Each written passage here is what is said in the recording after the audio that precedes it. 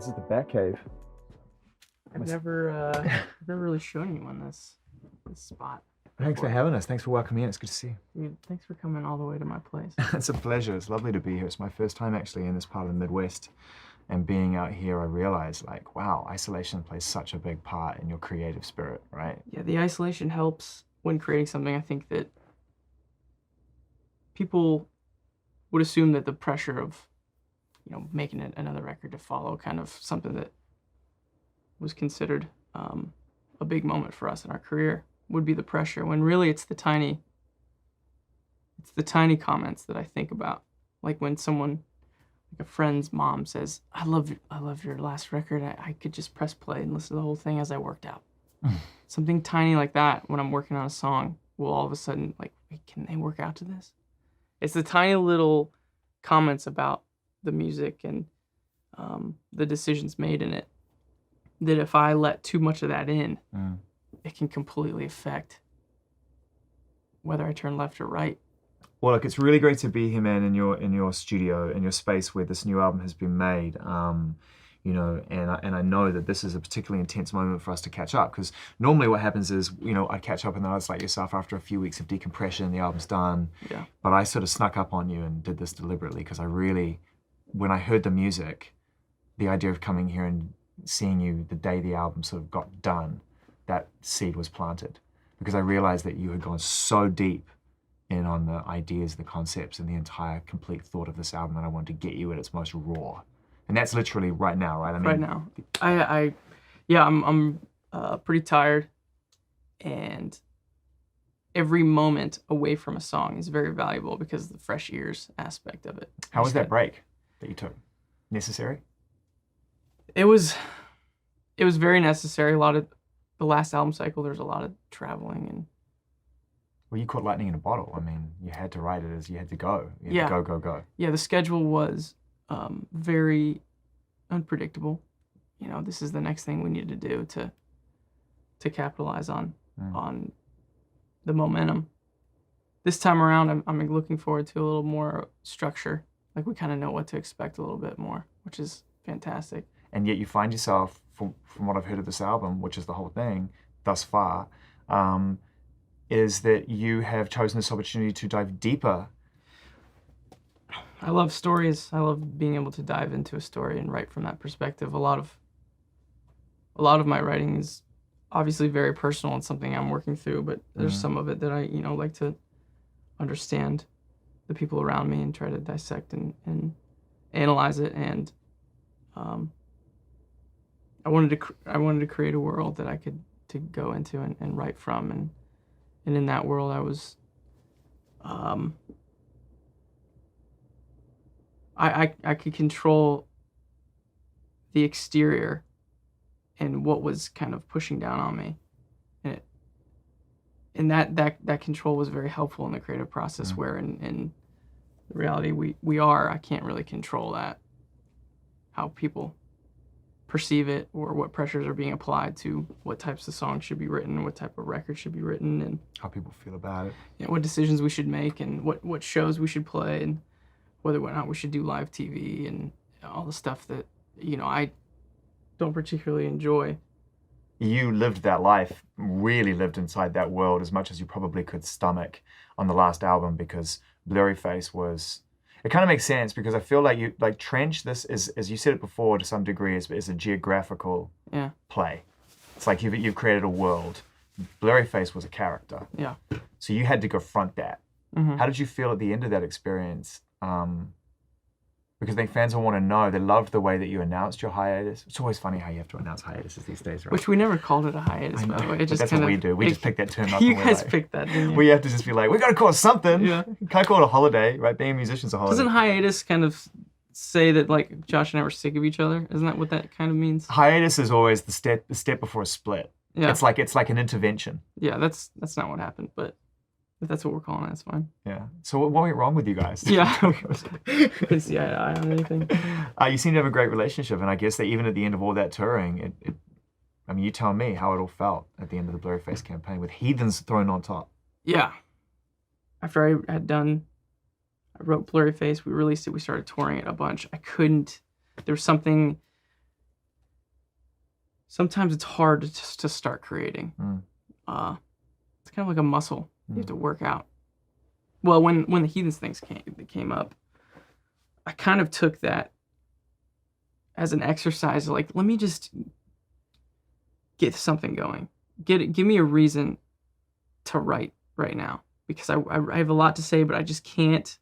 Everything I turn to, every progression, every sample just feels uninspired to me right now. And this idea came up. Well, there's this movie coming out, and I didn't know much about the movie, and they want to know if you would write a song for it. Like, well, I don't know. That's not really.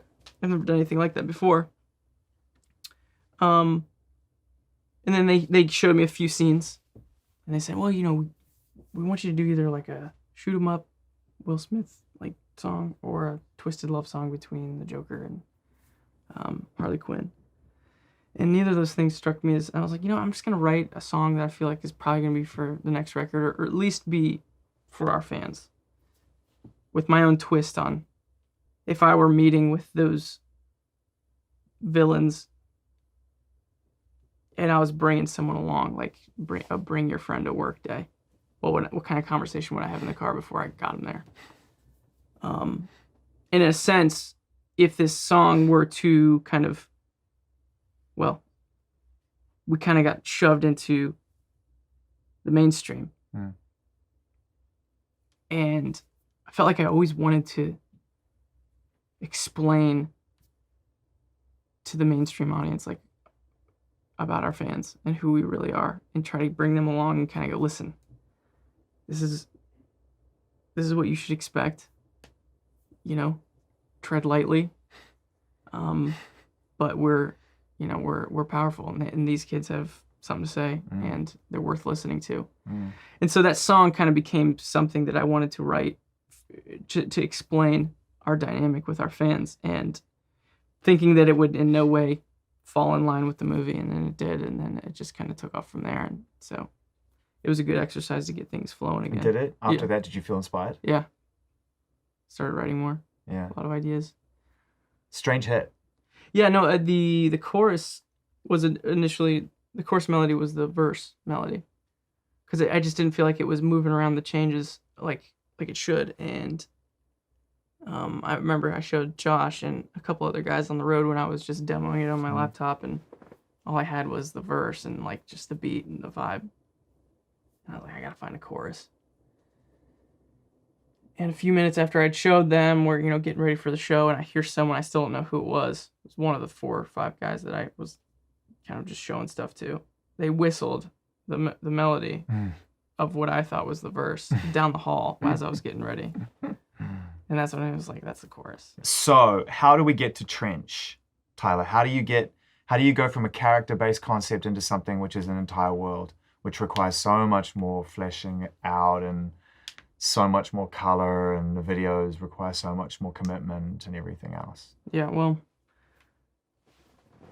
you asked earlier, like, how was it to take a break, the hiatus, and to step away for what is now, I guess, a year.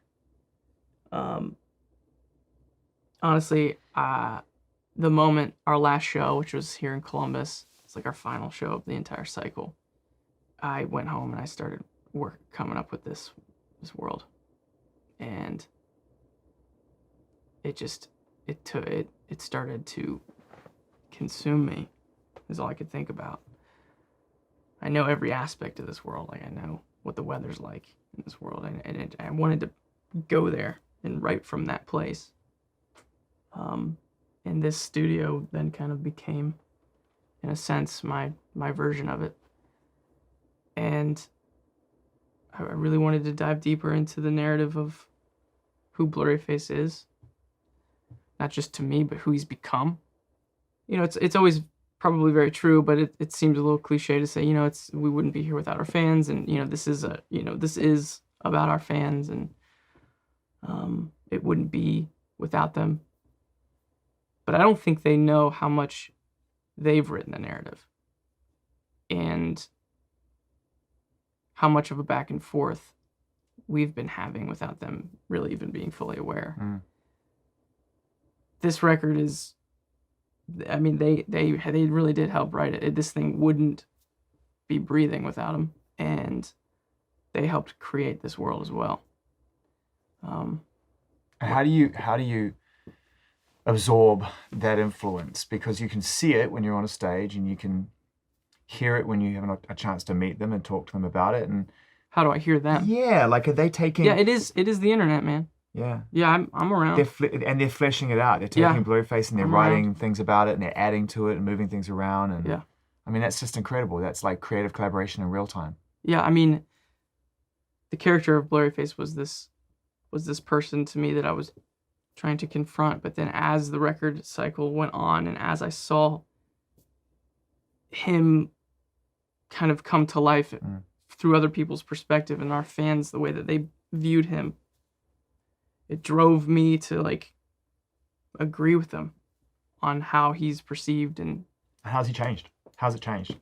If you go back to what Blurryface really was representing at the time, is that kind of that mirror, that I call it a seat at the table that you can stare across and really understand. I mean, everyone knows what they don't like about themselves, but how do you compensate for that? What are you doing because you don't like that? Trying to understand that and maybe fix that. Then I realized that it's all about jurisdiction, where there's certain places that I'll be, whether it's mentally or physically, where he has jurisdiction. And if I can try to leave those places, if I can try to stay away from those places, then he starts to lose a little more of a grip and control of me. And that's what Trench was and what it is. And help me kind of like compartmentalize in my mind where I need to try to leave and get to somewhere that's safer and a little more unpredictable, a little more wild, much more creative, a little scarier, a little bit of an abyss, but you don't have to play by his rules. That's helped. I wonder when you realized that you were different, you thought about things different and things settled with you differently, and at what point in your life you realized that you were going to have to develop some tools in order to function and live with just the person that you are. I never would have turned to music if I didn't feel like I needed to work on something or change or cope with something. I think that I was perfectly fine before music, and then something happened where it just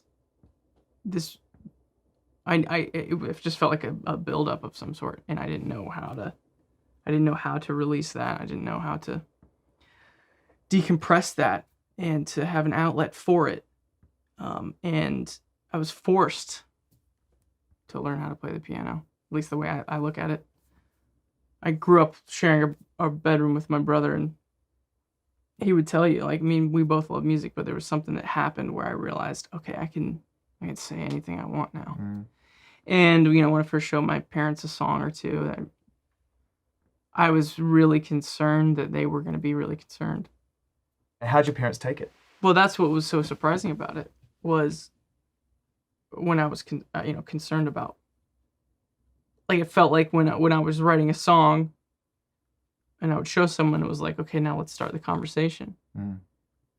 But what would usually have been the beginning of a long conversation / check up on you / lecture was just, wow, that's great. And that was it. Like, that was the end of the conversation.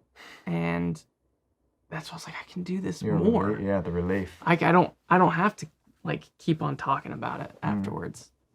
What role did your faith play in that when you were growing up and trying to kind of be the person that you grew up being, and also growing into being a young adult and wanting to be an artist and wanting that freedom, that flexibility to touch on subjects because you got to get it out of your system, right? Like, I could see that could create a conflict if it wasn't managed right. I have this theory about leapfrogging in generations. And I think it kind of apply to faith, can apply to wealth. There's this constant kind of overcompensation and then compensating that. My parents grew up in an environment where there really wasn't any talk of faith or any sort of religion. And then they both had a moment where they became Christians when they were like in their college age. And so when they got married and wanted to raise kids, they were like, we're gonna, we want to raise a family that has faith and believes in God, and instilled that. And what I believe about God and my faith is, I would say, is very different from them. But I think it's a lesson in knowing that what I believe is different from everyone. Even my mom and my dad, the people who formed me, they should in theory have the closest version of it, but it's so different even that.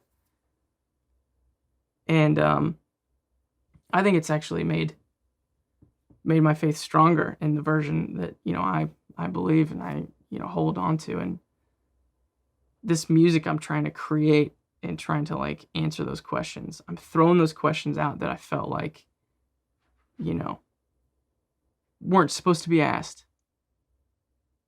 But when I ask it in a song, my parents just say, that's great. And that was such a big moment for me. And so, yeah, my faith is constantly playing a part in the music that I write. As I said at the very beginning of our conversation, you're so tucked away in here. I can see why you would just continue to work and create, because it's a very protected place. And I mean, it feels literally like we're 5 stories underground. Yeah, bomb shelter. Yeah, it does. And I wonder what it's like when you pop your head up above ground for you. What life's like. Let's talk about the popping the head out of the ground, because that's actually a phrase Josh and I have used to kind of describe like the part of our career that we just don't remember. Yeah. Wait, how did you guys like all of a sudden do our version of making it or getting people's attention? We see all these bands around us. I'm talking about the local scene back, 8-9 years ago. We see all these other bands around us. We're trying to, should we do what they're doing? Should we kind of try to follow their lead? And we decided, you know what, let's just go underground. And we went underground and we came up with a show, and then with our head down, we just started saying yes to that show, yes to that, let's play that, let's play that, let's play that, let's do that, let's create this, head is down. And then all of a sudden we came up and we had a record deal, and we were doing a headline tour. It's like, man, how did that happen? And I realized the importance of isolation and just honing in on something and not letting, what are they doing? Or what should we follow that? Or what is that? Does that change our decision now that they did that? And just kind of diving in and going for it, and then coming up and realizing, wow, we're like 5 miles ahead of those other bands that we were just looking at. What role does Josh play in all this for you, outside of being an amazing drummer and being a part of one half of the band, everything else? But on a human level, you guys you've a lot of similarities, but also you seem like kind of different people, which is good. I think, I mean, in the live show especially, there's been some shows where, man, I don't feel like I should be up here right now. Yeah. I don't feel good enough. I don't feel like what I'm doing is considered good. But then there's just been so many times I look over at Josh and he's just ripping, man. In it. And it just shocks my system. And then I walk down stage and then just square my shoulders up to the audience. And then there's only really been one show where it happened to him and me, and we got off stage and we were just like, what just happened? Do you know at the time that it was happening? Yeah, it was a festival, and I think it would have been like 2013. It was like one of our first times doing a festival in Europe. I think it may have been Puckle Pop. Yeah. Thrown onto a main stage. And we're like, oh my gosh, we got main stage like 3 p.m. That's crazy. And you just realize, oh, okay, this is a scheduling thing. Like, I mean, and rightfully so. It's our first time in that country. Like, there's no reason why we should have had an audience. But when you get ready to play a show, you kind of like, I wonder who's going to be there. I always assume no one's going to be there just to get myself ready, but I wasn't ready for the empty field. Like, that field was so much bigger with people. People think, like, look how many people there, when it's full, it's like, this field is ginormous. Like, now wait until everyone's gone, and then you realize how big that field is. It must be interesting finishing the record and watching people get it right or get it wrong in real time.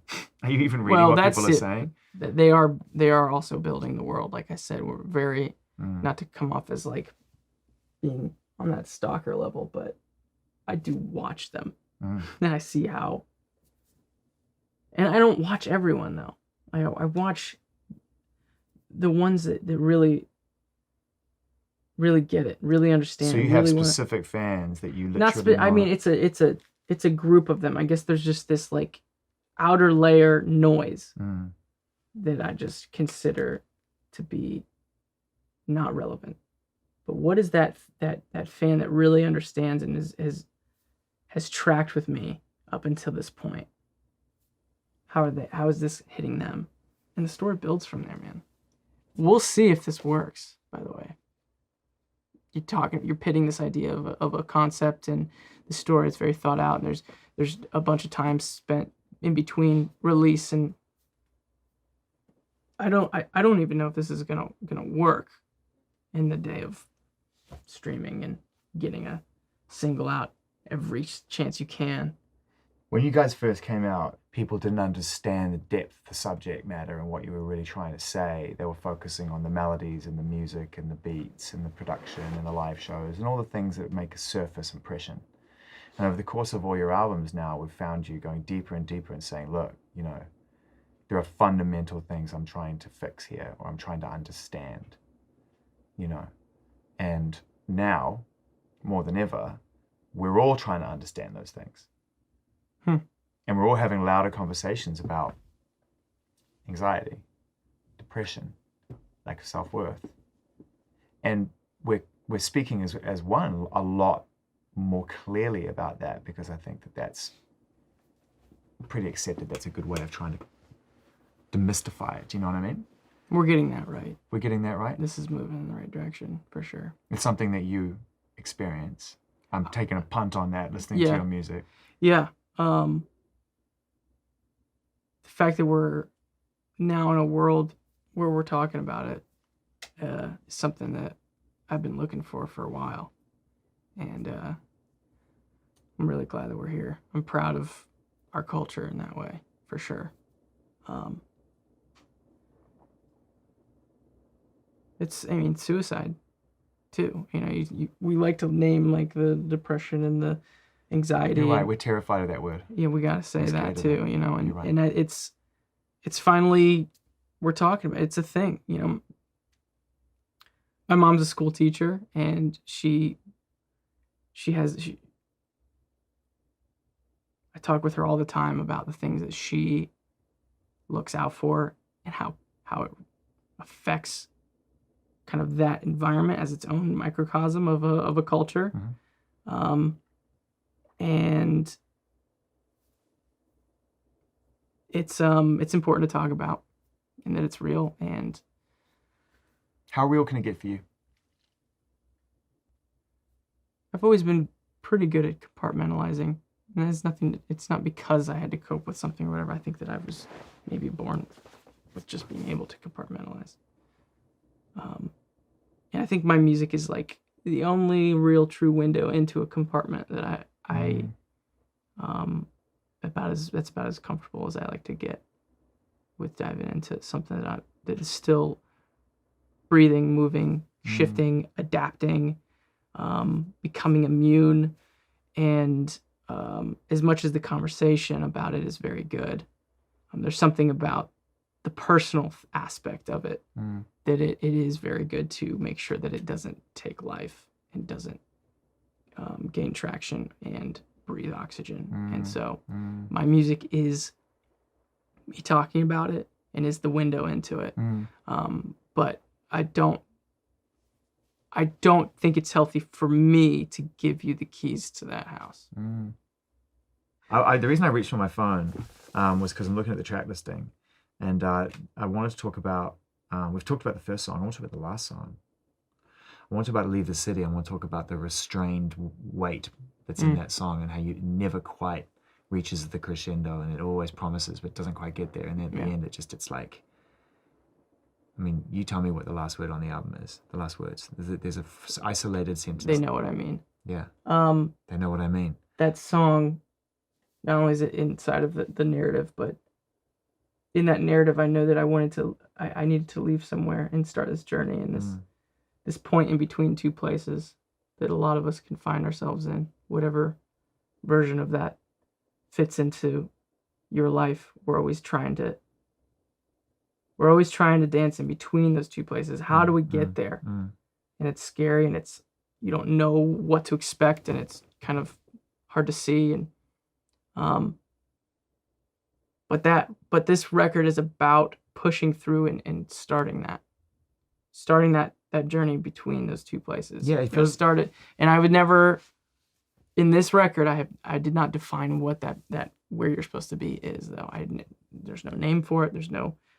That's not defined, and that was intentional to be a part of this process. I knew this record was about getting up and starting that, and I'm not going to find that thing in this record yet. And that's what the song Leave the City does. It gets you there and then it doesn't. Kind of drops you off and like, okay. You're about to embark on another, tour and all the things that come with making music and reaching your fans. But Leave the City could take you anywhere. Right? I mean, do you even... What's next? What's next? And is it even music? And did you enjoy that year off? I mean, you've got an amazing house. You're married. You've got... I said to Jenny, your wife, who's lovely, by the way. She's... I just can get on record. Can I talk about her for a second? 100%. Okay. Starting this career felt like I was standing at the edge of an ocean and I was given some supplies and they were like, okay, make a boat. And I put this thing together and I wrapped it up and I built this boat and enough to start to float. And we started going and found some more debris on the way and kind of built this thing. And then before you know it, I'm in this like tugboat sized thing and it's got a motor and we're going. And then eventually things happen and I'm on a yacht and we're just flying it through this journey. And all the while, I think that some people would assume that my significant other in the process is in a smaller boat next to me, waiting for this boat to inevitably either wreck or run out of fuel. And when it does, I hop onto hers and we head off into the sunset. When actually what's happening is, in relation to who she is to me, I've built this little tugboat thing, and that's about as big as it ever got. And she is waiting for me to run out of gas in a cruise ship. And when that goes down, I've got this to pick me up. It's just a really weird way of saying that she's the best thing I've accomplished. And I can't wait to just lean on her. And let her. Oof. There you go. There you go. All right. I can't wait. Those are great words. And maybe that'll inspire the next record. Oh, there he is. He's pulling it back from the brink of absolute disaster. That was the moment where it all came out right there. But understandably so, on the last day of the album, you're like, and remember what I said about flirting with finality? Artists what's the obsession with finality? Yeah. You have this life. You have this other boat. Yeah. And yet you choose to stay on the tugboat, man. Are you unafraid of living a different life? I think that you'd be amazed how many musicians are afraid of stopping. Yeah, I think what helps me is to glorify getting old. Not be afraid of it. Yeah. I'm looking forward to it. Yeah. And I think that if our culture were to see our elderly in that way as like they've accomplished something, they've ran a race and they have a lot to tell us about how we could better run it. I think that would help with a lot of things. Have you always felt that way? Is that why you put 2 old people on the cover of Vessel? Yeah, I've always felt that way. And actually, my grandfather, who's on that cover, he died last month, but he was a big part of my life. And I think more so now, after his passing, do I realize how much of a resource I had. And I have one grandfather who's still living, who's absolutely still an inspiration to me. Ask the questions. You know, he's dealt with alcoholism his whole life, and he's been sober for so many years now. And you've never drunk, right? No. Yeah, never had, and being on the road and all that stuff, never felt the pull to it. Just doesn't. I've had one. I've had. You want to ask me about my first alcoholic beverage? 100%. It was an expired Bud Light, and I was like probably 13. That's it. And it was terrible. Oh, dude. And in a way, I think it's a blessing. It's a blessing. Yeah. Like, I'm fine with that. I had to chase it with Gatorade. It was awful. I'm excited, man. Nope. Told you it's a slanted table. Why do you think I have all these gigantic mouse pads over here? Dude, this is the most pristine and clean, amazing, like... I gotta be honest with you. Don't tell me you cleaned it for us. Jenna dusted this before you guys came. Have you been literally sitting in here in your pants, like in your boxer shorts, literally just stinking up the joint? Did you grow a beard? Yeah. You did grow a beard? Yeah, I did. I shaved last night.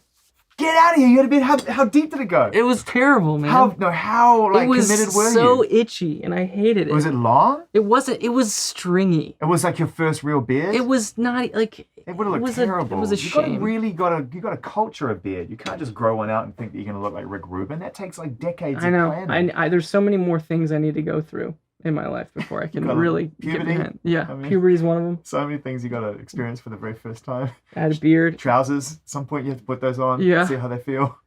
I didn't shower for a long time. There was a moment where I hadn't looked in the mirror in like a week. You should try that. It's crazy. Oh my God. What did you notice the first time you looked at yourself? I felt like I was getting older. Wow. So you noticed the change because in a week. I was like, man, maybe I was just really tired. But that actually makes sense if you haven't noticed that thing. What were you eating? You were being fed, obviously. Yeah. I mean, Jenna was taking care of you. She's a culinary artist. Was she ever concerned? Did she ever come down and just pat you on the shoulder and just be like, you gotta get some sleep now? Yeah, she told me like you should eat. you should hey, she's never too particular about hygiene, but she did several times like, when's the last time you took a shower? So, just those types of questions. What an amazing time in your life, man, to be able to have achieved all of this and know you still have fuel in the tank to make your most ambitious album and project to date. Like, most people settle here and then there's a compromise somewhere along the line. There's no compromise going on in your art, and yet you've already gotten to this place. Yeah. And I just think, like, as a way of saying goodbye, I wonder if you ever allow yourself, probably not in the last 12 months, but if at any point you allow yourself a chance to reflect fondly on where you're at in your life. Because how old are you now, Tyler? 29. You're 29 years old, right? Are you scared of feeling reflective or feeling satisfied? I love creating. I need to create. But there's something about when it gets to this level, there's something about convincing yourself that it's kind of not real. It's something that will go away. And preparing yourself, I know that you talk about finality being something that artists are obsessed with, but I think that you have to try to get okay with that. And the quicker you do, the more you'll enjoy this moment. And yeah, I'm not. Do you know what ends that? Do you know what cures that? What? The end of narcissism. And do you know what kills narcissism? Kids. I can't wait to have kids, man. Yeah, man. It's one more cycle. It's been great hanging, man. Hey. Thanks for letting us in. Thanks for coming.